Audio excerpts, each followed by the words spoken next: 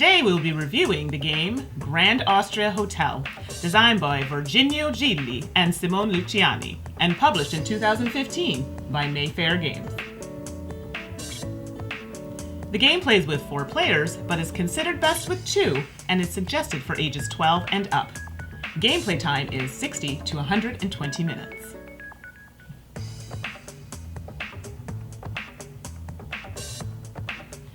Hello everyone, and welcome to another episode of To Die For Games. I'm Mandy, aka the Board Gaming Pinup Girl. Today we have some special guests. Joining us for this game overview and review are Tracy, the gaming maven who has her own blog under the same title, and Stephane, the games teacher who teaches games at various local gaming events. Welcome and thanks for joining us, guys. Thanks for having us. So, spring is here and we're looking to take a visit somewhere. So we have Grand Austria Hotel all set up and ready to go. So, let's get to it.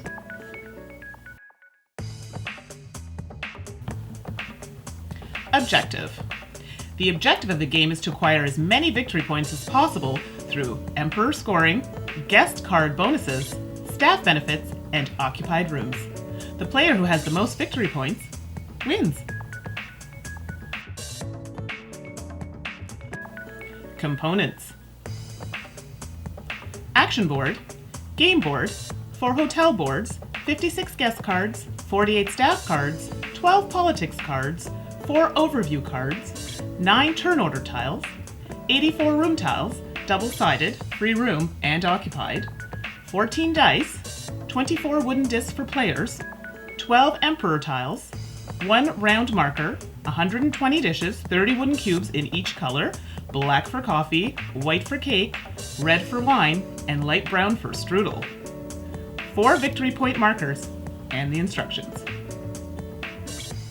Now that we know what is in the game, we're going to take a quick peek at each piece of the game.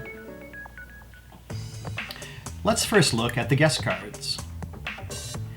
In order to garner a successful hotel, you must attract guests and fulfill their needs. It is important to keep these guests happy as they can be worth victory points and can provide rewards. The cubes listed in the top left corner of the guest card are the guest's order.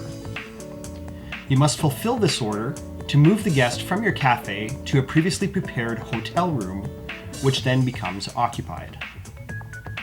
Victory points are listed on the upper right hand of the card and are scored immediately once the guest has occupied a room. The reward is listed in the bottom middle of the card. You may refer to the manual to learn more about each guest's rewards. Each guest has to occupy a room matching their tablecloth color.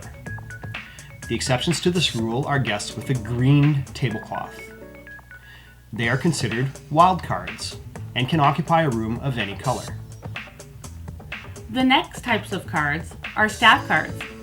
Staff cards can also be beneficial as they can provide you with benefits.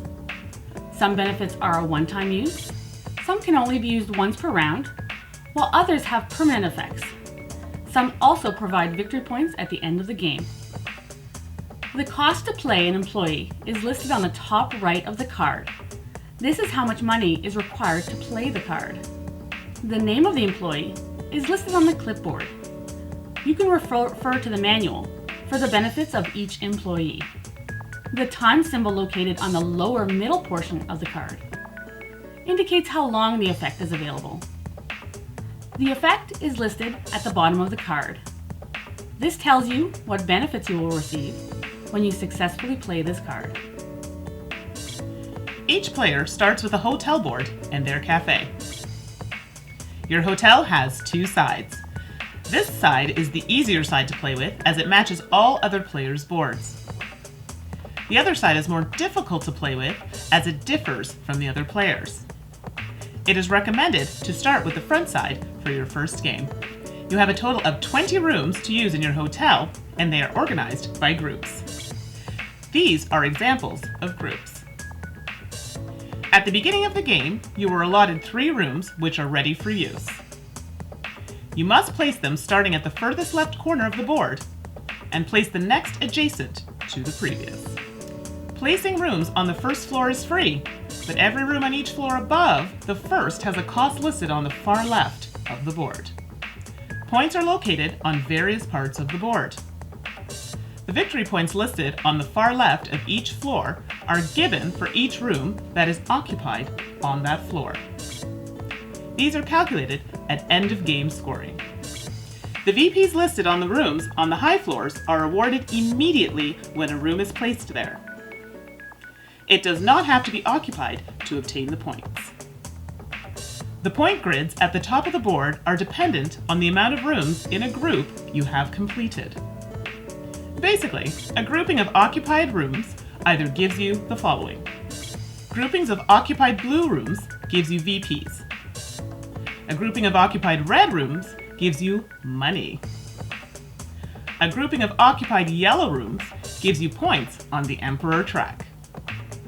Your cafe has two places of action. Acquired food is placed here in your kitchen. The dollar symbol lets you know the cost of taking food from the kitchen to feed your guests and take them to their room. The cafe is used to house guest cards that you obtain at the beginning of the round. You are limited to a maximum of 3 guest cards in your cafe. Important! Guests remaining here at the end of the game are worth -5 points each. The main game board has areas for politics cards, placed here, emperor tiles, which are placed here, and available guest cards, which are placed here. Please note the cost for each card on the guest track. Here is the victory point track, and finally the emperor track. We will go into more detail about these components a little bit later.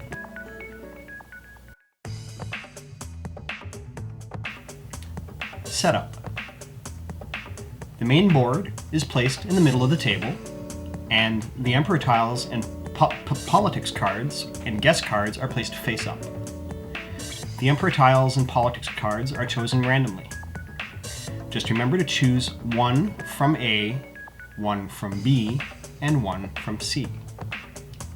The guest card deck stays close by, while other remaining emperor tiles and politics cards can be returned to the box.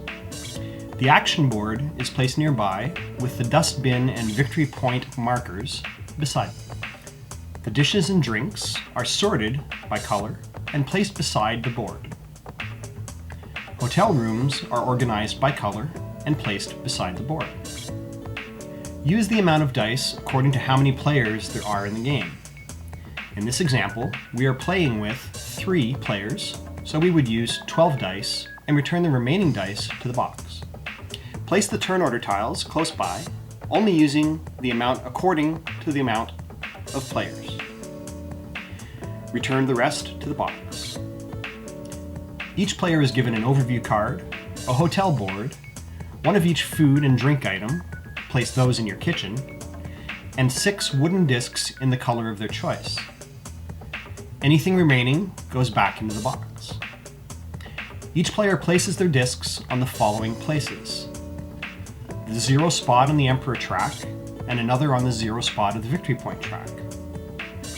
Another is placed on the 10 spot of the Money track of your hotel board. The remaining wooden discs are placed near your hotel board. These may be used later in the game to engage in politics. Draw 6 staff cards each and keep them hidden from other players. There are a couple of different variants to distribute staff cards. However, we will use the recommended first play beginner variant of starting staff cards.